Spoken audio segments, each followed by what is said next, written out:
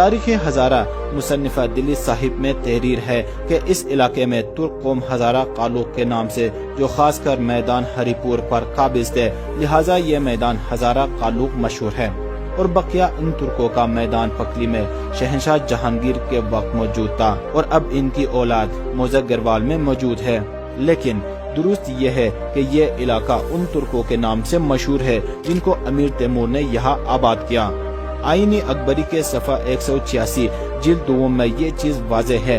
چونکہ یہ نوشتہ فارسی میں تحریر ہے، لہٰذا اس کا اردو ترجمہ یوں ہے: سرکار پکلی، طول 85 کوس، عرض 25 کوس، مشرق کشمیر، شمال کتور یعنی گلگت اور چترال، جنوب قوم گکڑ کا وطن، مغرب اٹاک بنارس صاحب قران۔ یعنی امیر تیمور نے اس علاقہ کی حفاظت کے لیے کچھ آدمی یہاں چھوڑے تھے۔ ان کی اولاد آج بھی موجود ہے۔ اس کے پہاڑوں پر ہمیشہ برف برستی ہے اور صحرا و میدان کبھی کبھی سردی کا موسم گرمی سے زیادہ ہوتی ہے۔ بارش ہندوستان کی مانند ہوتی ہے۔ اس علاقے کو 3 دریا سیراب کرتے ہیں۔ اس وطن کی بولی نہ کشمیر سے ملتی ہے اور نہ ہندوستان سے اور نہ ہی زابلستان سے۔ 12ویں صدی عیسوی میں ترکوں کی آبادی وسط ایشیا میں دور دور تک پھیلی ہوئی تھی۔ یہ لوگ بے حد سادہ اور بہادر تھے۔ اس زمانے میں فوجی افسروں کے عہدے سپاہیوں کی تعداد سے ہوتے تھے، مثلاً 5 ہزاری، 7 ہزاری وغیرہ۔ 1000 سپاہیوں کا دستہ یا ہزارہ جس علاقے سے لیا جاتا تھا اسے عموماً اسی علاقہ کے نام سے پکارا جاتا تھا۔ اسی طریقے سے وہ 1000 سپاہیوں کا دستہ جو قوم قالوق سے تھا اس کو امیر تیمور نے اس علاقہ میں آباد کر دیا، جس کے نام پر یہ علاقہ ہزارہ قالوق مشہور ہوا اور مرور زمان یہ صرف ہزارہ رہ گیا۔ امیر تیمور کی آمد سن 1398 کے آخر میں ہوئی تھی اور یہ علاقہ اس کے بعد ہزارہ قالوق مشہور ہوا۔ تو اس کے بابری میں بھی ہزارہ کا نام ہزارہ قالوق درج ہے۔ بابر لکھتا ہے نیلاب اور ہزارہ قالوق ہمایوں کو جاگیر میں دیے۔ ایک اور جگہ لکھتا ہے کہ ہمایوں کے ملازم قالوق کے ملک مرزا ملوئے قالوق 30-40 آدمیوں سمیت حاضر ہوا اور دلزگ افغانوں کا لشکر بھی آیا۔ ان حوالوں سے معلوم ہوتا ہے کہ تقریباً 1700 سالوں تک اس خطے کا نام اوراشا رہا اور ترکوں کی آمد سے اس خطے کا نام تبدیل ہو کر ہزارہ پڑا۔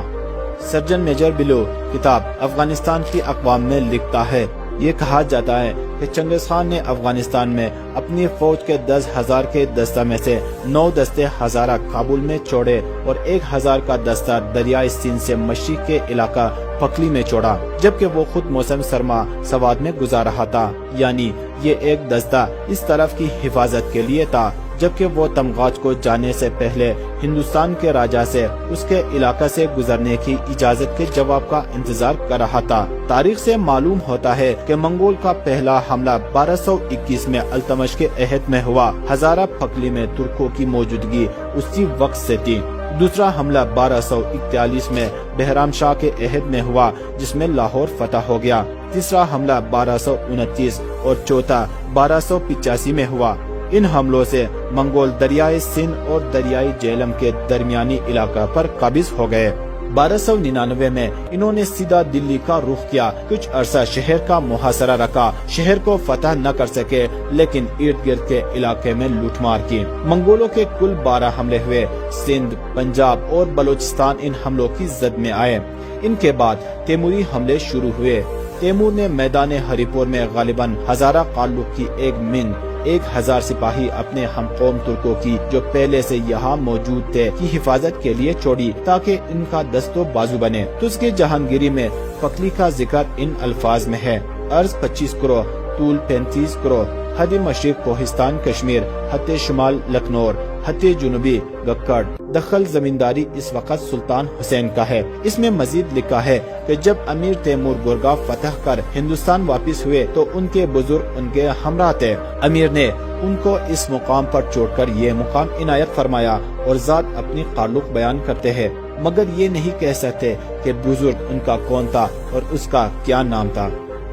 مندرجہ بالا تاریخی حوالوں سے یہ ثابت ہوتا ہے کہ اس ضلع کا نام ہزارہ ترک قوم کے قبیلہ ہزارہ قالوق سے ہوا، چونکہ قالوق ترک میدان ہزارہ ہی میں پہلے آباد ہوئے تھے۔ اس واسطے سے یہ میدان ہری پور ہی اصلاً ہزارہ ہے۔ عہد مغلیہ، دورانی اور سکوں کے عہد میں اس میدان کو ہی ملک ہزارہ لکھا جاتا رہا۔ باقی اطراف کے ضلع کو ملک پکلی، ملک تنول وغیرہ لکھا جاتا رہا۔ اگرچہ عموماً یہ سب علاقے ہزارہ کے نام کے تابع ہی سمجھے جاتے رہے، اب بھی تحصیل مانسہرہ اور ایبٹ آباد کے لوگ ہری پور میدان کو ہزارہ بولتے ہیں۔